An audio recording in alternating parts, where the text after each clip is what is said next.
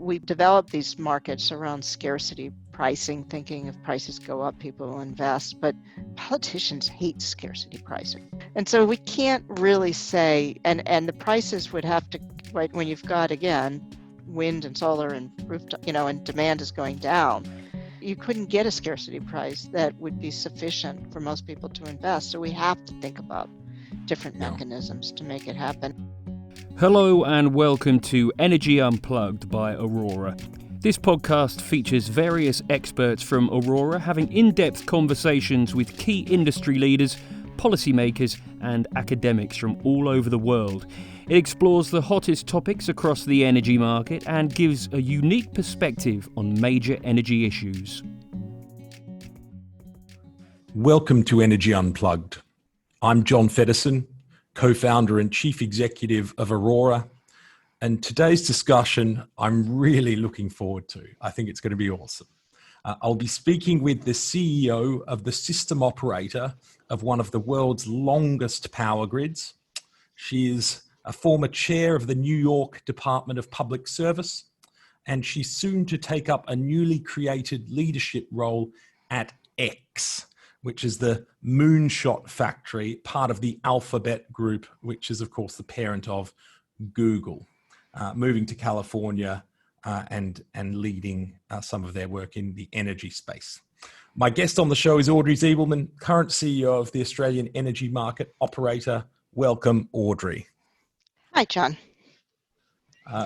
Excellent. And might I add, it's been a big week with your departure, and I think more obviously to come, but the last 3 or 4 years that you've been at AEMO, I think it's been a great case study in how to shake up and move an organization in a different direction. So hopefully we'll have a chance to dig into some of that in the discussion. Thank you, and I'm really glad to be here. It'll be. I wish we could see each other in person. In the COVID times, it's getting harder and harder, but it's terrific to talk to you. Exactly. Melbourne is on my agenda, but I suspect I won't make it back by the time you leave at the end of the year. Can you just describe for all of our listeners, particularly the ones that aren't Australian, what is the role of AEMO? Sure. So AEMO is the grid operator and planner and market operator for Australia. For listeners in the UK, it's a system operator. Unlike the many in the European model where you might have the system operator and the owner, we're more like now the new national grid operator where the operator is a separate entity. Very similar to what we see in the US when you have the independent system operators or regional transmission organizations. That's AEMO. Mm-hmm. Okay. And the other part, so as I say, you're stepping off now. The other useful context would be just to talk briefly about X. What is it that X does broadly? It's not obviously nothing to do with the search engine Google, apart from part of the same group.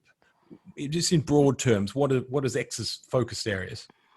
Well, X is a research and development arm of Alphabet, and the focus is it's called X and the Moonshot Factory, and Moonshot means that what we're looking at is the world's hardest problems, taking a look at how do you make radical solutions, but also build companies around that so that they're sustainable. And for me, coming from this industry, and we could really talk about this more, but the opportunity to be part of a team that's looking at solving the hardest problems in energy so that we can have reliable, affordable, secure energy and decarbonized is exactly the type of certainly challenge I'd like to get involved in. And this X is really the company to do it. So I'm just delighted to be part of the team.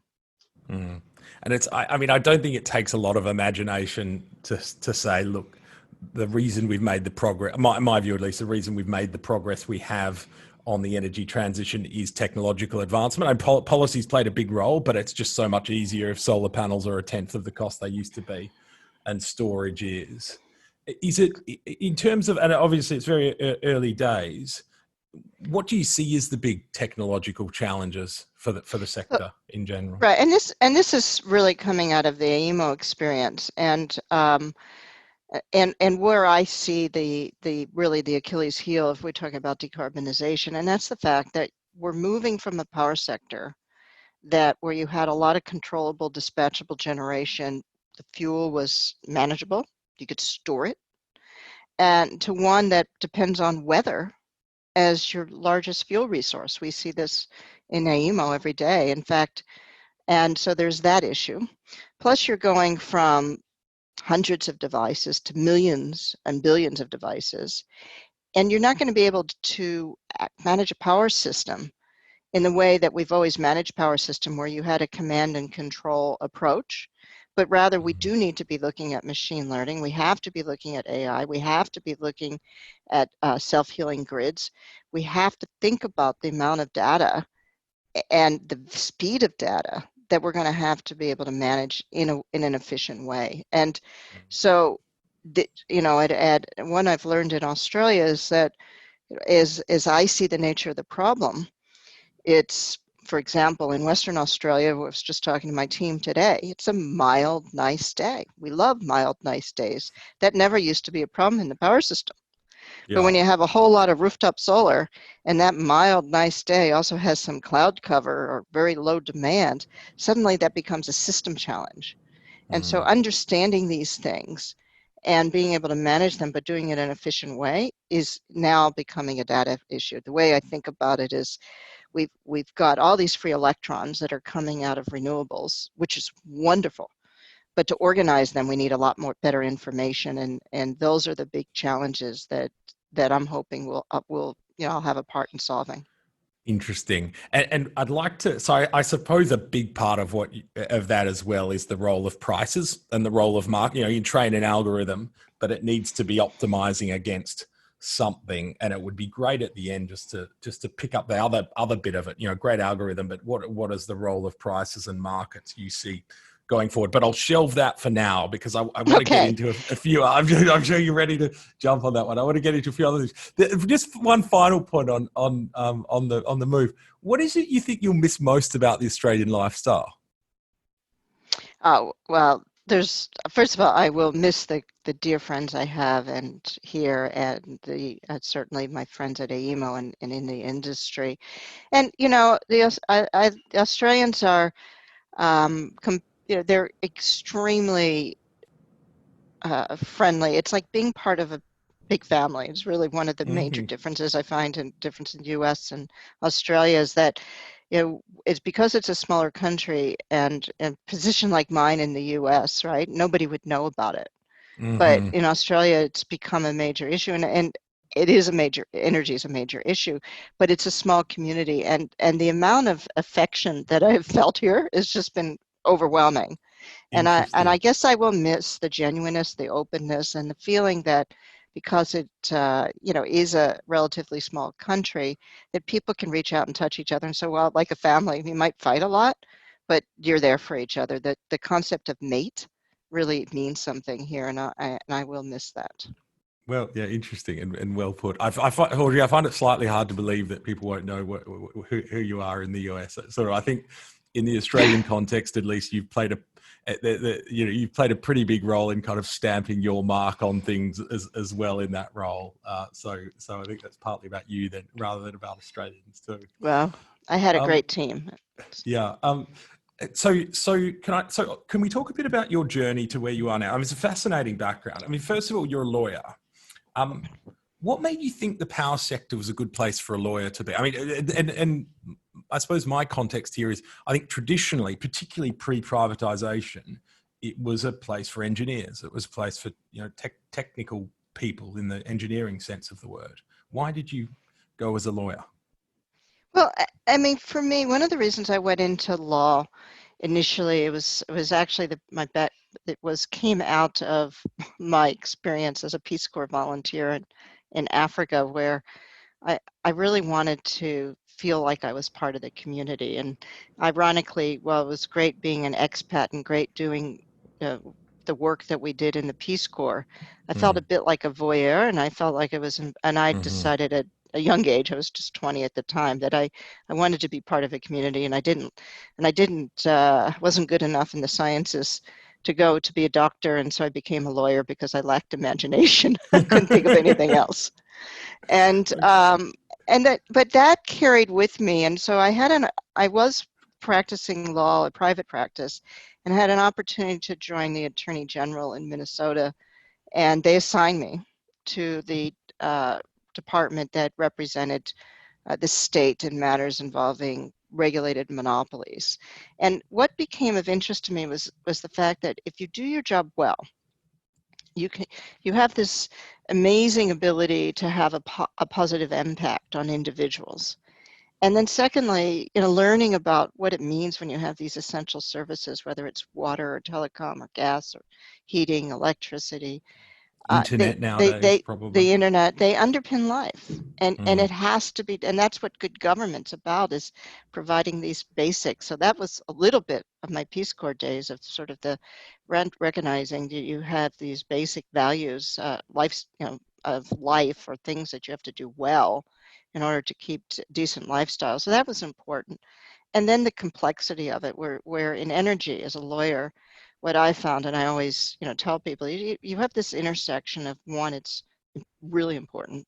Secondly, it involves economics, it involves engineering, it involves finances, involves environmental issues, and so as a consequence, you have to be able to think in a systems way and recognize there are multiple systems. And it becomes, my journey, it's been always fascinating. And certainly what's been amazing is how the speed of change has ramped up in the last decade, and particularly in Australia. Yeah, interesting. Is there, so this next one's maybe a difficult question. I'm not sure.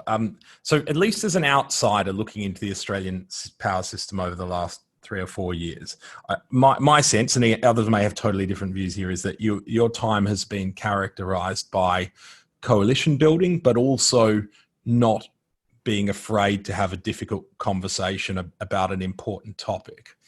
And I watched the US presidential debate recently, the first one. It was really acrimonious. Debate is a gratuitous term.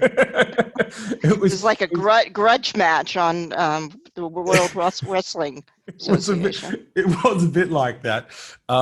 So it was, and it reminded me a little bit of the climate change debate in Australia, as well, as a sort of, a bit ideological, and frankly, just, people playing the man. At the moment, we're having a debate in Australia about gas-led recovery versus renewables-led recovery, which is the end of a long series of these types of debates that I think go beyond the economics and the maths.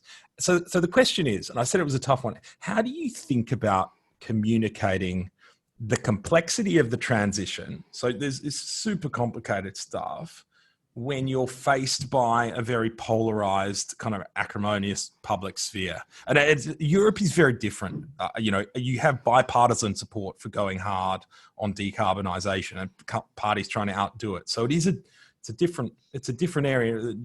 I imagine you've thought hard about it. What's your philosophy on how to engage in that sort of complicated debate?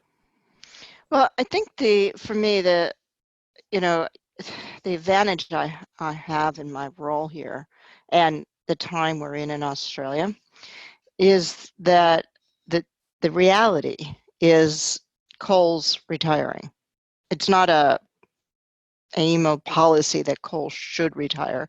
The reality is we have old coal plants, and they're going to have to retire, and they have to be replaced. The second reality is, in Australia, because of the geography and the climate, wind and solar, and particularly because of how the costs have fallen, are the cheapest resource. It's a great opportunity.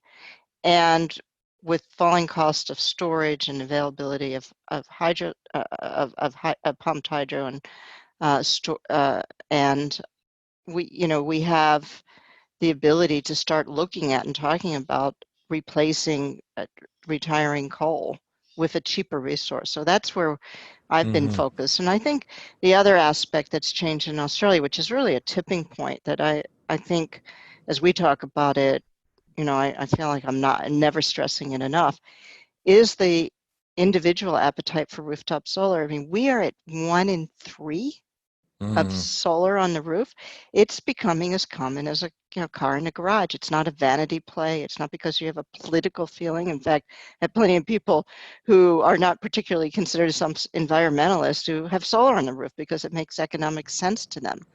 And Mm. and as a result, we're seeing a very rapid and massive change of the power system to one that is distributed, that where you have challenges on mild days as well as hot days, and that you're certainly never going to tell the public, that, well, yeah, I know your neighbor has solar on their roof, but you were too late in the game, so you're just going to have to pay for the grid. I'm sorry. That's not going to happen. So No. we have to change. We have this Mm. urgency to change and to think about this in a very different way. So I think, by focusing on consumer, the need to really look at how to minimize the bill, Yeah. recognizing that we have a lot of capital we have to spend, and we have to do it in a really efficient way. Otherwise, we're going to hurt the consumer. Has Yeah. allowed me to kind of talk about this in an evidentiary basis as opposed to a policy Yeah. basis. Interesting. With the one Yeah. policy being it's an essential service, and we have we have an obligation to get it right for consumers. Interesting. Yeah, and I had Paul Simshauser on the show recently, and it was sort of Yeah, the consensus that you cannot do, if the lights are going out, it's impossible to do any sort of sensible policy. But if they're not right. going out, then it sounds like the commitment to evidence and economics has worked for you, at least in your stint. Yeah, it has, and well, it has, and it's and is our role to look at that, and then I think the other thing is, you're in this industry long enough, you realize that it's not the complexity that people want. People basically want the lights to stay on. They want it to be affordable, and they want us to solve the complexity for them, and that's the other piece that we really very much have to do. Yeah. Yes. So just one other question I have on your journey, and then I want to talk about AEMO and your time there. Hmm. You've a little bit unusual. I mean, it's not uncommon, but you've moved between the private sector and the public sector quite a bit. Yeah. I suppose, how do you view the role of a leader in the two different organisations? Do you think is it different? I mean, is the distinction between public and private a false one? And actually, there are many other defining characteristics. Well, I do, as I think about this, I mean, I do believe that I am who I am. So I'm the same person, whatever the role is, but I am driven by a singular passion, which is really thinking about the importance of making sure that in this sector, we are taking advantage of the technological change and focused on driving benefit, but also my interest is in prodding the old way of thinking about things, and that's been true of my role when I was in government, but also it was true of my role when I was at Excel Energy. I was the person responsible for renewables, for developing markets, for really pushing the organization to do things differently, and all in the sense of you can't sort of be a stagnant old monopoly Mm, and expect to survive when everything else around you is changing.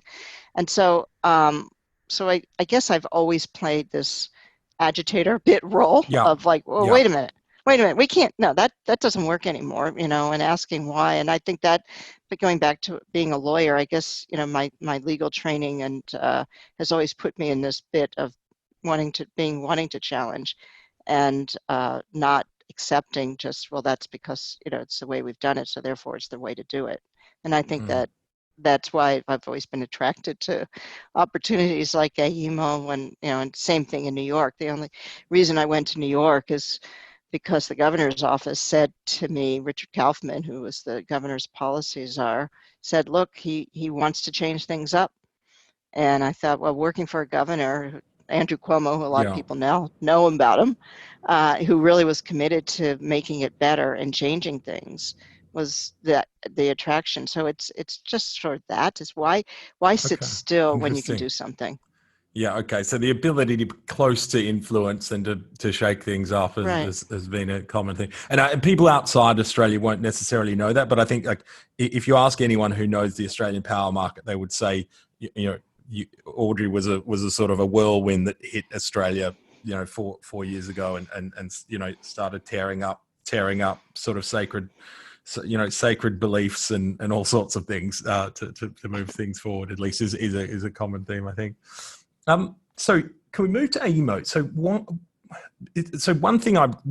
One thought is it's the ISP, the integrated system plan, which is this long-term view, I think will be one of your legacies there. And just more generally, it feels like an organization that has become more transparent, probably become more consultative, I would say. Was that a deliberate strategy by you, or is it just a consequence of some other things you wanted to do? And the second question on that is, what do you think the impact of that broader consultative, transparent approach has been? Well, I think it was something was deliberate, and was something the board chair Drew Clark and I both really believe strongly in, and it's something I also saw through my work at PJM, which was more collaborative, and then New York again. So here's the issue we saw with AEMO. There were problems that the organization was seeing, but they didn't feel like they were empowered to be effectively aggressive and loud about these issues. And as a result, when bad things happened, because they're the ones who are operating it, they end up looking Yeah. like, well, why didn't you tell us? So it was very easy for me, because I thought it was certainly my job. As I told the staff, look, when they said, well, this kind of advocacy is unusual, it's not what we've done. I said, look, no, people can ignore our advice. They could tell us we're crazy. They could tell us bad idea. But that doesn't mean we don't have a fiduciary obligation to provide it when we're seeing things and we see challenges and we see the market's not working and we're having to intervene almost every day.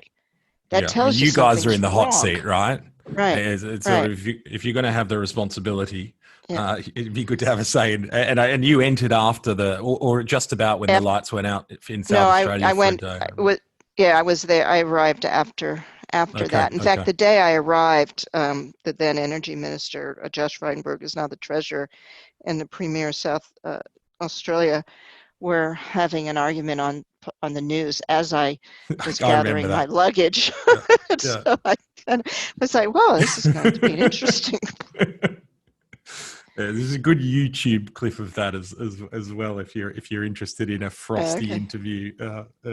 Yeah, Okay. it was, but look, I think that the organization's up for it. One of the things that I'm really is a fantastic organization. People join AEMO because they want to make a difference, and they see it as the place where they can make a difference. So giving them permission to play and to say, look, we need to be clear. We need to do things like the study we did this past year around the renewable integration study, which is a complement to the ISP that is saying, well, what's it going to take to integrate in renewables at 70% or 80% or 90% in Australia, because it's going to happen sooner than later. And is all about, I think, helping really provide the information, because if not us, who? Exactly. So you talk about you talk about an overriding characteristic of people at AEMO being they want to make a difference. Is it? And I had Jonathan Brearley on, who's the CEO of the regulator in the UK recently, and I asked him, is it about protecting consumers? Is it about the consumer bill and keeping the lights on, or is it about decarbonisation and enabling the energy transition? If you were to say one or the other of those two kind of defines why someone joins AEMO right now, which one would it be? Oh, I think for most of my staff, it's probably the first thing would be they want to be part of the evolution of the sector to be a decarbonized sector. They want to solve these issues. And secondly, they want to do it because they want to help Australia and consumers. So it's sort of a both and. They're doing it because they believe in it. They believe it's important, and they believe it's important for Australians. It's very much focused on that. And they're really smart people, and they want to work on hard problems. Yeah, yeah, it's sort of at least, and Aurora is a little bit similar in a sense. I see them a bit as two sides of the same coin, right? We can do this we can do the energy transition in a silly way, or we can do it in a smart way, and it's going to cost a lot less if we do it in a smart way. Well, So, yeah. But don't you think? I'm sure this is at Aurora too. What's really phenomenal to me, we have a good portion of our people who work at AEMO are in their early 30s and 20s, so they're people entering in the energy sector writ broadly now, because they're passionate about it. They're passionate about the environment. When I started back in 1988, engineers were power system engineers, and this is what they're studied. They're interested in engineering.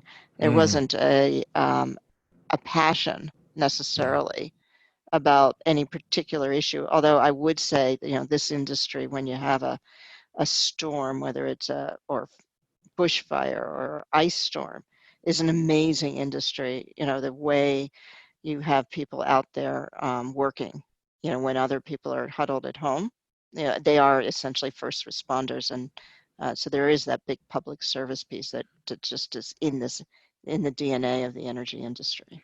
Yeah, I mean, it's all of those things. It's and it's an interesting topic that it's actually come up quite a bit on the podcast of sort of just the volume of really talented people that want to be in this space right now. And the flip side of it is, I think, companies like Shell, companies like BP, who are, historically fossil fuel businesses, and they're making the transition now in a massive way, some of the announcements and some of the dollars that are being directed.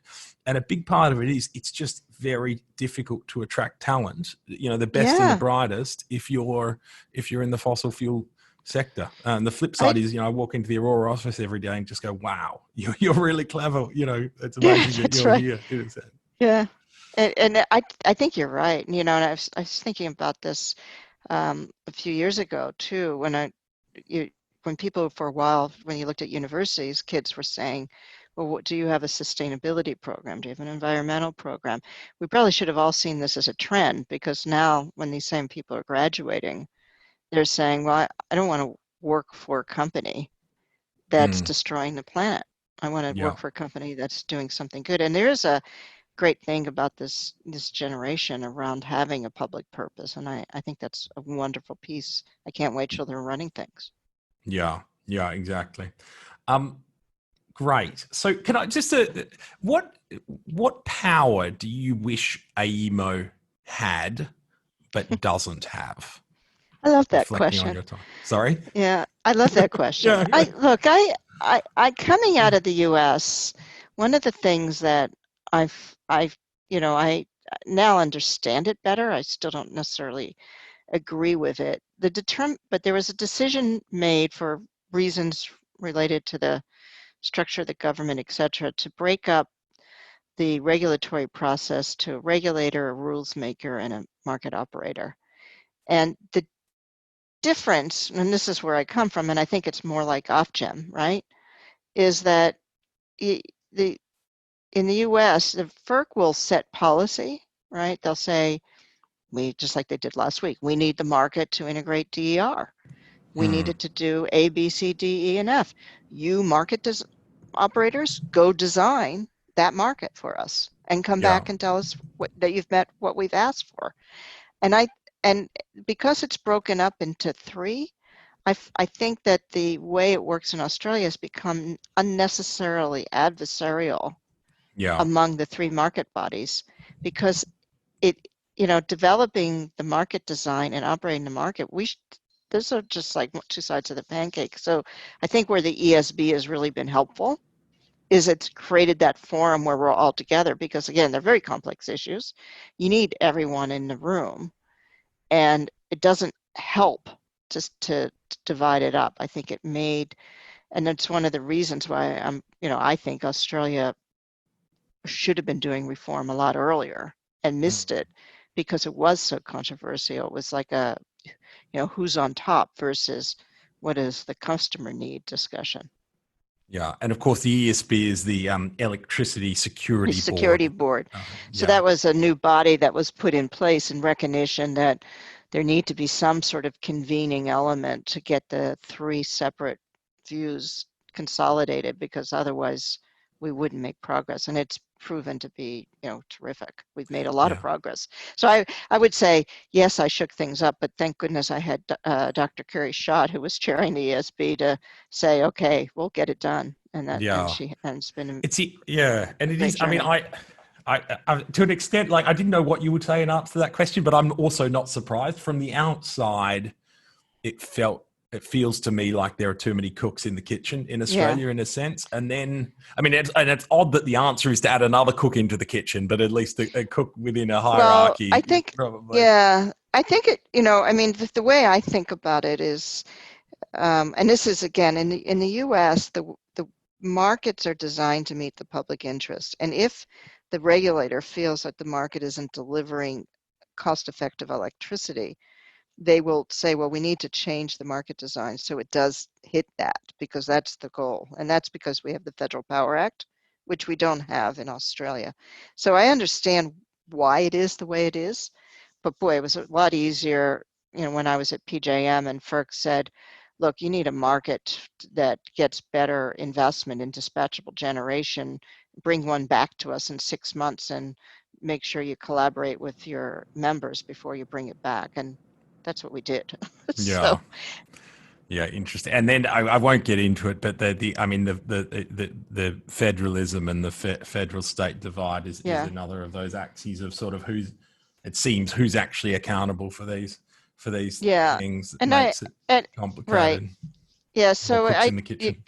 And one thing I have learned is it's impossible, because unless you have the same set of federalism, the approach that was taken in the US doesn't really translate. And, and I know in the UK, right, Ofgem is essentially like FERC. Yeah. And is able to make a lot of decisions and therefore can be quite efficient. Yeah, rule maker and regulator. And I suppose the other thing is you've got you've got a privately owned system operator. But anyway, we might get to this. I actually have an overrated, underrated question for you on this at the end, so we might dig into it more there. But that YouTube clip we referred to gives a great 1 minute summary of the problems with federal state relations. I think the Frydenberg one. Okay, great. Well, just one other thing about your time at AEMO. So, to me, at least, in our interactions, it feels like you actually you focus a lot more on academia and research that's happening in universities than others would. For someone who has to keep the power on minute by minute, you seem far more willing to engage in sort of long-term thinking and slightly esoterical debates. Do you think that's a fair summary? And why do you value the academic world? Yeah, well, I think for me, the thinking that needs to go on and the challenges that we have right now really require people with deep understanding, not just of the sector, but of markets and economics, and are creative and are not necessarily wedded to a particular model, but are wedded to the outcome of driving value back to consumers. And so I found, the reason I keep tabs is because of the academic community and the discussions that people are having. To me, I don't think we've quite figured it out yet. The market design that is prevalent in most places right now, where there are liberalized markets of using security constrained bid-based dispatch, using locational price as the efficient dispatch, makes sense when you're really allocating fuel and you're trying to decide, what's the cheapest next really BTU fuel that you're really going to dispatch, and taking into account system constraints.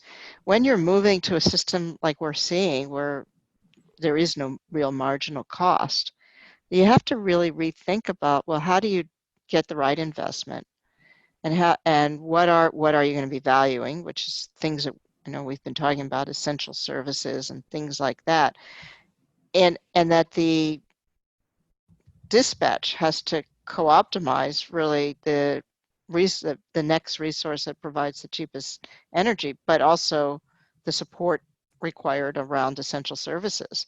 And it's a very different problem to solve than historically. And when you have declining price curves for energy, you're not going to get that investment unless you really rethink about what you value in the market.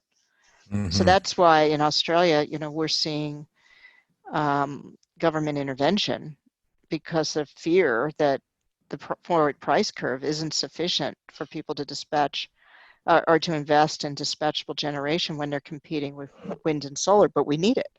And so Yeah. one of the things that the Energy Security Board has said is we do need some sort of resource adequacy mechanism that really looks at how to value dispatchability and firming. Yeah. And if we don't have that, you know, we won't get it. And I think the other thing that I was reading Paul Joskow did a Yeah. lot of work last Big year, and US academic in big power markets. US Yeah. at MIT, and he made the point which I've witnessed and I totally agree with. We developed these markets around scarcity pricing, thinking if prices go up, people will invest, but politicians hate scarcity pricing. No, they Because can't credibly commit consumers to it. hate, right? Yeah. And so we can't really say, and the prices would have to, right, when you've got, again, wind and solar and rooftop, and demand is going down, it's hard to, you couldn't get a scarcity price that would be sufficient for most people to invest. So we have to think about different Yeah. mechanisms to make it happen. And so the answer to your question, the reason I read the literature is because I'm trying to come up with, well, what Yeah. are the ideas? Who's got them? Yeah. We really need them. Yeah, the past ideas, in some cases, won't work in the future. Could I pick up? Right. There's just a couple of things, and it's interesting on the capacity adequacy point. I mean, capacity markets were I suspect earliest trials in the US, and they've stayed Right. around in a lot of those markets. Europe is just dominoes, one after the other, is instituting capacity markets as renewables build up, and Australia. I reckon it's moving, right? So I remember 3 or 4 years ago when Alan Finkel was writing his big review, it was sort of the idea of a capacity market was sort of a communist, communist intervention in the market. And I think it feels like it's things are moving in that direction in Australia at least. But the other one you talked about was sort of locational pricing, and the question I have on that always is this. So there's a couple of big complexities I see in the future. And one is, it's totally related to what you'll be doing at X is, I need to know when, my toaster has an algorithm in it and needs to know when to turn on and off, or my kettle or my Tesla, or all of these things need to make clever decisions. It's not going to be someone in the system operator's control room turning my kettle on and off. And at the same time, location does matter, and power, even power a few kilometers apart from each other may have very different values depending on what the network looks like.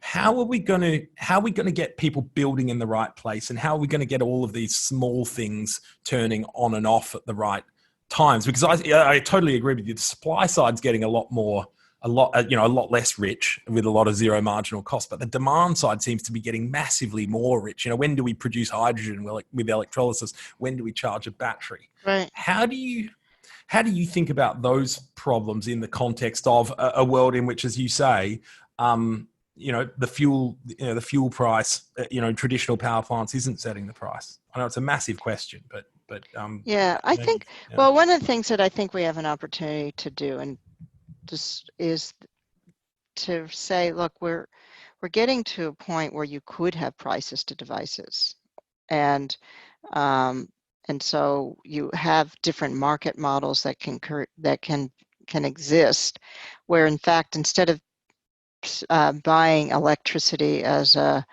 commodity, you can have, which has always been a thought, retailers providing energy management services and offering you, saying to you, right, we'll you will pay, we'll Yeah. give you a subscription service that's, $15 or $30 a month. That's all you're ever going to see. Yeah. Now, in exchange for that, we need, we're going to put in this smart hub in your home, and we're going to help manage these devices for you, but we'll work within your comfort zone. We won't turn off your TV in the middle of your favorite show or anything like that. No. And you'll do that. And so I think that the trick is going to be is now that we have the elasticity, right, on the demand side, how do we operate within a operating envelope so that the demand itself the demand, the load curve is really efficient. And that was something that really was the understory of REV in New York, was the recognition that if we can get the distribution utility to say, well, we're actually changing your business model. Your business model isn't to show us that this is the most efficient capital investment. Your business model is to figure out how to make sure that you first take advantage of resources behind the meter. Yeah. To drive efficiency, load-based efficiency, and you'll make more money by adding more, basically reducing the By wallet being share clever. of electricity rather than putting in capital. And I think that's really going to be, to me, I still think, that now that I see for us now, for example, in AEMO, what we're seeing in Western Australia and South Australia is the fact that we have abundant solar in the afternoon on mild days. So it's not an extreme weather event that we worry about. We're just worried about mild Sundays where there's lots of sun. And there's a lot of those. And so the question is, how do we manage that? Well, telling people you're not going to be able to use your solar when it's, a really nice day is not a politically acceptable solution. So we have to start thinking about how do we integrate storage and coupling and keep the demand profile within a efficient envelope. And I think what we need to sort out is, well, in New York, we made the decision and said, frankly, prosumers distribution utilities are your customers. And what they need is not electrons. What they need is a service that allows them to manage, to make sure they take full advantage of their investments, and doing so in a way that actually reduces the price of electricity is your job as a distribution utility. And that was the New York model. It's not necessarily the only model. It could happen at any level, but right, you could have the Yeah. retailers can do that. The retailers can say, that's our job. We're going to make sure that we help people reduce their price of electricity by providing them other services. So but I think we have to get there, because I think that's really where the next new frontier is that will be of advantage, particularly as we're the irony of all this is that when we built the power system in the 60s and 70s, after World War II, it was a period of time of massive electrification and growth. And therefore, we were able to build these power plants, but not see massive increases in bills because the demand was increasing. We're using regulated monopolies. Now that we're replacing these resources in a market environment and demand is not growing, in fact, it's becoming more efficient, then the need to do things with as much as cost effectively as possible is critical. Interesting. Yeah, and as I say, for me, it could be X that's optimizing. It need not be your net. You guys might. I'm not talking about X but we do need to. It is a question of how do we use productivity gains, but do it in such a way that's invisible to the consumer, isn't disruptive. We're not talking about having consumers day trade electricity, right? But it is creating that, those hubs, and there are a lot of people looking to do things like that. Yeah. Could I change the topic and ask you about gender in the energy sector? So, at least every sector I know of in the world was heavily male dominated. Maybe that was a consequence of, the focus on engineering that you talked about. Had we had more lawyers in the 70s and 80s, maybe it would be a less male dominated industry now. It looks like Australia is doing better than most. You talked about Kerry Schott at ESB, Claire Savage, Liv Devlin at the regulator Captain Energy Australia. A lot of these, reassuring, a lot of these senior positions are women in Australia. Do you think we're there now on gender gender balance in the energy sector, or do you still see barriers that we need to overcome? Well, I mean, there's two pieces to the answer. To the traditional aspects of this sector, we're talking about engineering. We're still seeing that there's a lag in the amount of qualified women who are available to take positions at AEMO. We work on that and try to make it the workplace a place where women can thrive. And the other piece, though, that we're seeing is a lot of our women engineers are coming out of Asian countries, Middle Eastern countries. And so we also need to think about not just gender diversity, but cultural diversity to make sure that we're recognizing the whole person and address all of those things. And I think that's really important for a couple of reasons. One is, as you've noted, it's very an attractive place to work now. And so AEMO is competing with a lot of different companies and getting the best of the best. So we want to make sure that the workplace is one where people want to come into work and recognizing that there's opportunity, and recognizing that for women in particular, still, when they're starting a career and raising a family, you need to create a workplace that allows for both. So that's really important. Yeah. But the other is, the full stop. We want the diversity of thinking, both around gender and as well as cultural backgrounds and everything else. And so part of the advantage we have now in the sector is we're seeing that because things like data science can behavior of individuals, things like economics, where there are more women, are just as valuable as pure power engineering. So we're able to attract women in those areas where there's just more professionals entering the market. So it's getting better, and you'll see it. I mean, I think Claire Savage is an economist, Carrie's an economist, mathematician. Yeah. Yeah, I'm a lawyer.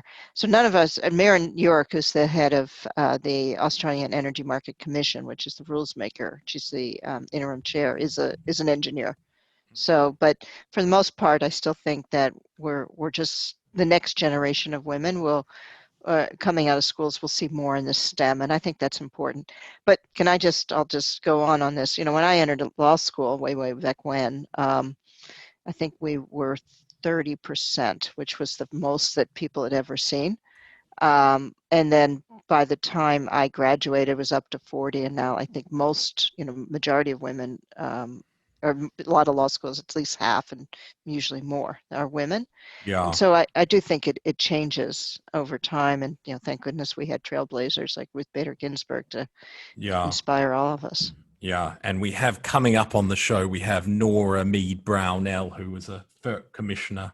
Yes, very early on. Yeah, a very powerful FERC commissioner. Terrific. So she'll be on in a week or two, which is another good example of that. But I mean, it is one thing that strikes me is that sort of intakes in law courses and graduate programs. It does take a long time. And yes. I think there is quite rightly an impatience around change. So I think my sense is it's going to be a tension. We want to move fast, and just some of these processes are generational ones. And I think you have to commit to it. I mean, what we're doing at AEMO is we're really working on a diversity where it is saying, look, it's not going to happen by accident. You really have to pay attention. You got to put the work in, and you have to decide it's important. And it's important for the benefit of the organization. They're better, but it's important just full stop. It's important. It's just, we should, our institutions, our leadership should reflect the people we are. And when it's out of balance, then you're not able to be as good a leader. Yeah, indeed. Excellent. So I want to conclude by asking you about a couple of concepts in the energy system, and ask you if you think they're overrated or underrated. And you shouldn't feel compelled to answer with more than a one-word answer, which is overrated or underrated. So let me start. First concept is the importance of who owns the system operator. So in Australia, we've got essentially publicly owned. It's complicated, but essentially publicly owned. In Europe, often we have privately owned. Do you think the importance of who owns the system operator, public or private, is overrated or underrated? I think it's overrated. Okay. Second, the role of markets and prices, I suppose, in the energy transition. Do you think markets and prices are overrated or underrated? I think underrated. Okay, very interesting. And then so a final one. We talked about the US. A final one, just as an outsider to the US market, the importance of US federal government for US electricity policy, and I suppose that's relevant with the election coming up. Do you think the federal government's influence on US energy policy is overrated or underrated?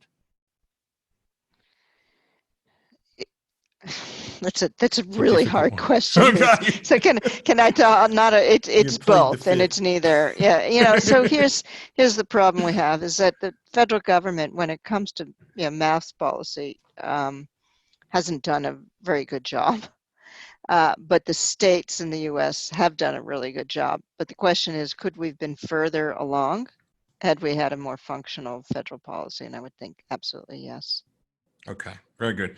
The overrated, they're not meant to open a can of worms. That one may have, but we won't get into it because of time.